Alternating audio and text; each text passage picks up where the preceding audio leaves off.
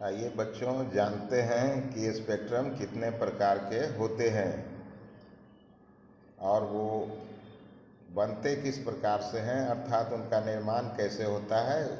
तो एक क्वेश्चन है आपके स्क्रीन पर कि स्पेक्ट्रम कितने प्रकार के होते हैं, विभिन्न प्रकार के स्पेक्ट्रमों को उदाहरण के साथ समझाएं।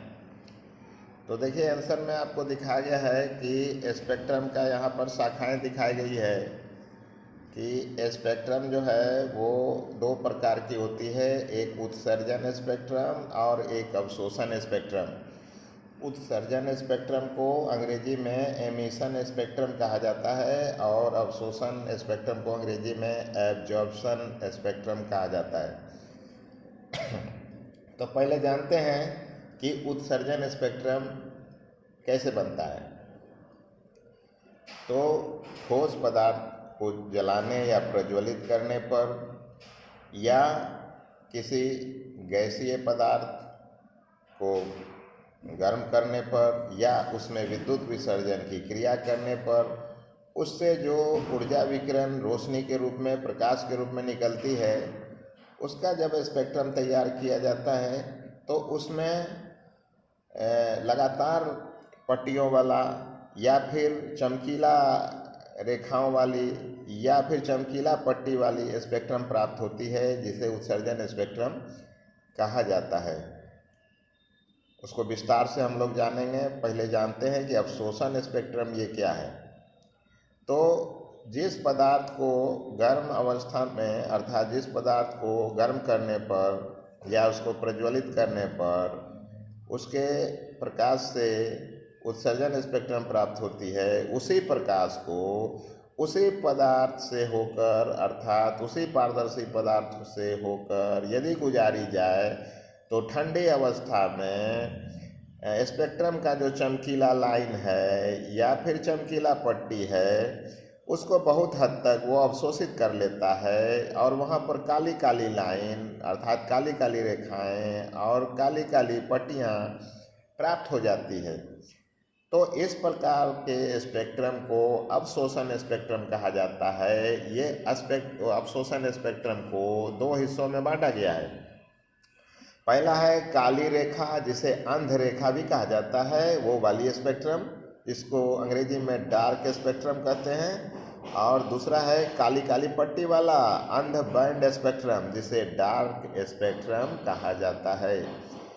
तो आपने इसके शाखा को अच्छी तरह से समझ लिया है, अर्थात उत्सर्जन स्पेक्ट्रम तीन प्रकार का होगा, कंटिन्यूअस स्पेक्ट्रम, लाइन स्पेक्ट्रम और बैंड स्पेक्ट्रम। जबकि अवशोषण स्पेक्ट्रम जो है वो डार्क स्पेक्ट्रम होगा। कौन सा डार्क स्पेक्ट्रम है? तो काली रेखा वाला, मतलब डार्क लाइन स्पेक्ट्रम इसको कर सकते हैं, डार्क लाइन स्पेक्ट्रम। और यहाँ पर डार्क बैंड स्पेक्ट्रम, ये बैंड स्पेक्ट्रम है, तो डार्क बैंड स्पेक्ट्रम।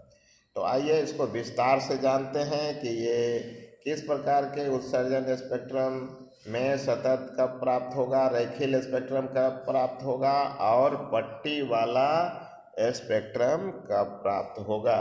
तो आइए जानते हैं। अब देखिए यहाँ पर उत्सर्जन स्पेक्ट्रम के बारे में यहाँ पर बताया गया है कि जब ठोस पदार्थ को गर्म करने या प्रज्वलित करने से उत्सर्जित प्रकाश द्वारा प्राप्त स्पेक्ट्रम चमकीली होती है, जिसे उत्सर्जन स्पेक्ट्रम कहा जाता है। और ये तीन प्रकार की होती है। अभी तीन प्रकार का शाखा में हम लोगों ने ब्रांच में देखा था स्पेक्ट्रम का। तो पहला प्रकार जो है वो सतत स्पेक्ट्रम है। किसी प्रज्वलित पदार्थ या गर्म ठोस से उत्सर्जित होने वाला प्रकाश द्वारा श्वेत प्रकाश की स्पेक्ट्रम की तरह बिना खाली स्थान छोड़े लगातार चमकीली पट्टियाँ प्राप्त होती है। तो जैसे आपने श्वेत प्रकाश, जो सूर्य से आने वाली प्रकाश का स्पेक्ट्रम आपने देखा था, शायद आपको याद हो। देखिए यहाँ पर ये लगातार पट्टियों वाला स्पेक्ट्रम है, इसमें बीच में कहीं स्थान खाली नहीं है दो रंगों के बीच में। तो इस प्रकार का स्पेक्ट्रम को कंटिन्यूअस या सतत स्पेक्ट्रम कहा जाएगा। अब आगे देखते हैं कि ये कब प्राप्त होगा? तो जैसे कार्बन आर्क है, तो आपने देखा होगा वेल्डिंग मशीनों में जो वहाँ पर जो है जो स्पार्किंग होती है उससे रोशनी निकलती है, तो वो कार्बन आर्क के द्वारा होता है और वो वाइट लाइट होती है, तो उसमें भी ये सतत स्पेक्ट्रम प्राप्त होगी। या बल्ब के रोशनी में भी, बल्ब के रोशनी से जो स्पेक्ट्रम बनेगा उससे भी आपको सतत या कंटिन्यूअस स्पेक्ट्रम प्राप्त होगा। सूर्य प्रकाश में तो प्राप्त होती ही है, तो ये सतत स्पेक्ट्रम प्राप्त होने का ये कारण है। अगला हम लोग देखते हैं कि रैखिक स्पेक्ट्रम क्या है। तो जब पदार्थ जो है परमाणविक दशा में हो, अर्थात परमाणविक दशा में ज़्यादातर गैसीय पदार्थें होती है, तो जब पदार्थ परमाणविक दशा में हो तो उसको प्रज्वलित करने अर्थात जलाने या गैस में विद्युत विसर्जन कराने पर उससे जो प्रकाश उत्सर्जित होती है और उत्सर्जित प्रकाश को काली फोटोग्राफिक प्लेट के ऊपर जब डाला जाता है तो उसमें कई चमकीली रेखाएं स्पेक्ट्रम में प्राप्त होती है। तो उसमें जो है चमकीली रेखाएं, देखिए नीचे में एक काली फोटोग्राफिक प्लेट है जिस पर प्रिज्म से उत्सर्जित होने वाला जो स्पेक्ट्रम है उसको इस पर डाल के प्लेट को एक्सपोज किया गया है। तो इसमें देखिए चमकीली चमकीली बीच में रेखाएं प्राप्त होती है जिसको कि रैखिक स्पेक्ट्रम कहा जाता है। ऐसा स्पेक्ट्रम प्राप्त करने के लिए जैसे नमक है, सोडियम क्लोराइड का घोल ले करके और उसको यदि प्रज्वलित किया जाए तो उसमें ये इस प्रकार की रेखाएं प्राप्त हो सकती है। या पोटासियम के लवण को जलाने पर भी इस प्रकार का स्पेक्ट्रम चमकीली लाइन वाला देखा जाता है। और हाइड्रोजन गैस में विद्युत विसर्जन कराने पर भी कई चमकीली लाइन दिखाई देती है। इसी पर जो है बोर सिद्धांत भी आधारित है। आगे हम लोग देखते हैं कि बैंड टाइप का स्पेक्ट्रम कैसा होता है। तो यहाँ पर देखिए आपके स्क्रीन पर है बैंड टाइप स्पेक्ट्रम। जब पदार्थ आणविक दशा में हो, अभी आपने ऊपर वाला पढ़ा था परमाणविक दशा में हो तो रैखिक लाइन आएगा चमकीला वाला, और इसमें जो है पदार्थ जब आणविक दशा में होगा तब वैसी स्थिति में जब आणविक गैसें होगी उन गैसों को जलाने से या उसमें विद्युत विसर्जन कराने से जो प्रकाश उत्सर्जित होगी उस प्रकाश को प्रिज्म के द्वारा संचारित कर जो स्पेक्ट्रम प्राप्त होगा, तो उसमें देखा गया है कि काली फोटोग्राफिक प्लेट के ऊपर चमकीला चमकीला पट्टी प्राप्त होता है जो आपको यहाँ चित्र में दिखाई दे रहा है। और इस पट्टी की एक खासियत होती है कि पट्टी के एक ओर चमक जो है काफ़ी ज़्यादा होता है और धीरे धीरे ये चमक जो है वो घटती चली जाती है, दूसरी ओर घटती जाती है। तो ऐसा ही सभी पट्टियों में होता है। इसको हाई रेजोल्यूशन माइक्रोस्कोप या स्पेक्ट्रोस्कोप से देखने पर ये पता चलता है कि ये वास्तव में कई चमकीली रेखाओं से मिलकर ये बनी हुई होती है और इस चमकीली रेखाओं का समूह ही ये बैंड स्पेक्ट्रम का निर्माण करती है। और देखते हैं कि ये किस कब और किन पदार्थों से होगा। तो जैसे नाइट्रोजन गैस है तो जब ये आणविक दशा में है, या पारा का वाष्प है आणविक दशा में है, तो इससे विद्युत विसर्जन कराने से जो प्रकाश उत्सर्जित होगी उसके स्पेक्ट्रम द्वारा ये जो है चमकीली चमकीली पट्टियाँ प्राप्त होगी। तो बच्चों आपने उत्सर्जन स्पेक्ट्रम को समझ लिया है। फिर से आप देख लीजिए यहाँ पर कि उत्सर्जन स्पेक्ट्रम जो है वो 3 प्रकार की होती है। जब पदार्थ जो है वो ठोस अवस्था में हो तो उसको गर्म करने से सतत स्पेक्ट्रम प्राप्त होगी। पदार्थ जब रैखिक स्पेक्ट्रम देता है तो उस समय पदार्थ जो है परमाणविक दशा में होता है। तो परमाणविक दशा में पदार्थ हो तो रैखिक देखा, और आणविक दशा में हो तो बैंड स्पेक्ट्रम देगा। ठीक, तो आशा है बच्चों इसको आपने समझ लिया होगा उत्सर्जन स्पेक्ट्रम को। उत्सर्जन स्पेक्ट्रम कब प्राप्त होता है? जब पदार्थ को गर्म किया जाता है या उसमें विद्युत विसर्जन किया जाता है। अब आइए जानते हैं कि अवशोषण स्पेक्ट्रम वो क्या है और वो कैसे प्राप्त होगी। तो देखिए आपके स्क्रीन पर अब है दिखाया जा रहा है अवशोषण स्पेक्ट्रम, एब्जॉर्प्शन स्पेक्ट्रम। तो जब पदार्थ गर्म अवस्था में जिस ऊर्जा विकिरण को अर्थात प्रकाश को उत्सर्जित करती है, उसी प्रकाश को यदि उसी ठंडे पदार्थ से गुजारा जाए तो स्पेक्ट्रम की बहुत सारी लाइनें या चमकीली पट्टियों को वो अवशोषित कर लेता है, जिससे फोटोग्राफिक प्लेट पर जो काली काली लाइनें, इस प्रकार से देखिए काली काली लाइनें हैं या काली काली पट्टियां हैं, इस प्रकार से प्राप्त हो जाती है। तो इस प्रकार के स्पेक्ट्रम को अवशोषण स्पेक्ट्रम कहा जाता है। तो आइए जानते हैं आगे इसका अवशोषण स्पेक्ट्रम जो है वो दो प्रकार के होते हैं। पहली काली रेखा वाली डार्क लाइन स्पेक्ट्रम, तो ये कब बनेगी?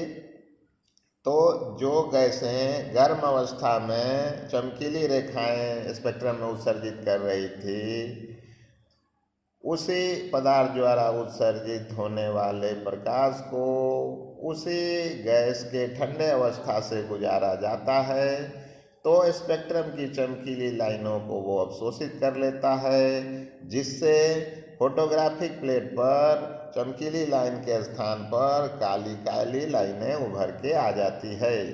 इसे काली रेखा वाला स्पेक्ट्रम कहा जाता है। और ऐसा ही स्पेक्ट्रम सोलर स्पेक्ट्रम में भी देखा गया है, जिसे फ्राउनहोफर का स्पेक्ट्रम भी कहा जाता है। बच्चों, सूर्य जो है वो पूरा गैसियस स्टेट में है। सूर्य का जो सबसे केंद्रक भाग है उसको फोटोस्फीयर कहा जाता है। मतलब केंद्र का भाग का टेम्परेचर काफ़ी ज़्यादा होता है, 10⁻7 केल्विन के रेंज का होता है। और सूर्य के सबसे बाहरी आवरण का जो गैस होता है, जिसे क्रोमोस्फीयर कहा जाता है, वो काफ़ी ठंडे अवस्था में होता है, अर्थात लगभग 6000 डिग्री सेल्सियस के आसपास उसका टेम्परेचर है। तो अंदर से उत्सर्जित होने वाली प्रकाश जब बाहर वाले ठंडे गैस से होकर गुजरती है, तो स्पेक्ट्रम की काफ़ी लाइनें जो है अवशोषित हो जाती है। और इसका खोज फ्राउनहोफर वैज्ञानिक ने किया था। इसीलिए सोलर स्पेक्ट्रम में प्राप्त होने वाली जो लाइनें हैं वो फ्राउनहोफर की स्पेक्ट्रम कही जाती है। और जब सूर्य की प्रकाश हमारे पृथ्वी के वायुमंडल में भी प्रवेश करती है, तो बहुत सारी जो है स्पेक्ट्रमी प्रकाश रेखाओं को अब वायुमंडल द्वारा अवशोषित कर लिया जाता है। इस वजह से भी काली रेखाएं जो है स्पेक्ट्रम में प्राप्त होती है। अब आइए जानते हैं काली पट्टी स्पेक्ट्रम कब प्राप्त होगा। ये डार्क स्पेक्ट्रम श्वेत प्रकाश को जब खास रंगों वाली किसी पारदर्शक ठोस या लवण के घोल से गुजारी जाती है, तो श्वेत प्रकाश की बाकी रंगों को उन ठोस या घोलों द्वारा अवशोषित कर लिया जाता है। सिर्फ और सिर्फ जिस रंग का ठोस है या फिर घोल है, उसी रंग का स्पेक्ट्रम दिखाई देता है। बाकी रंगीन पट्टियों अर्थात जो श्वेत प्रकाश से बाकी रंगीन पट्टी जो प्राप्त होता है, वो चूँकि ठोस पदार्थों द्वारा या घोल द्वारा अवशोषित हो गया है, इसलिए उन पट्टियों के स्थान पर काली काली पट्टियाँ उभर के आ जाती है। इसी स्पेक्ट्रम को काली पट्टी वाला स्पेक्ट्रम कहा जाता है। ये देखा गया है कि कार्बन आर्क श्वेत प्रकाश देता है। जब इसको पोटासियम पर मैग्नेट के घोल से गुजारी जाती है, तो उसमें काली काली पट्टियाँ बीच बीच में नज़र आने लगती है। तो इस प्रकार से काली पट्टी वाला स्पेक्ट्रम है। तो बच्चों, आपने जाना कि स्पेक्ट्रम दो प्रकार का है, उत्सर्जन और अवशोषण स्पेक्ट्रम। उत्सर्जन स्पेक्ट्रम जो है 3 प्रकार का आपने देखा कि उसमें आपको बताया गया कि वो सतत स्पेक्ट्रम, रैखिक स्पेक्ट्रम और बैंड स्पेक्ट्रम होता है। और जो अवशोषण स्पेक्ट्रम है वो भी 2 प्रकार का स्पेक्ट्रम होता है, जिसमें काली रेखा वाला स्पेक्ट्रम और काली पट्टी वाला स्पेक्ट्रम। तो बच्चों, इसको बार बार पढ़िएगा और इसको याद कीजिएगा। आप लोग जो है वो लगातार वीडियो को नहीं देखते हैं, अपने पसंद के अनुसार बीच बीच से वीडियो को आप देखते हैं। और इम्पोर्टेंट खोजते रहते हैं। तो बच्चों फिजिक्स में जब तक आप लगातार सीरियली नहीं पढ़िएगा तो सभी चीज़ों को आप नहीं समझ पाइएगा। इसलिए लगातार जितने भी वीडियो आपको दिए गए हैं सब लगातार पढ़िए और देखिए, तभी आप सीख पाइएगा। धन्यवाद।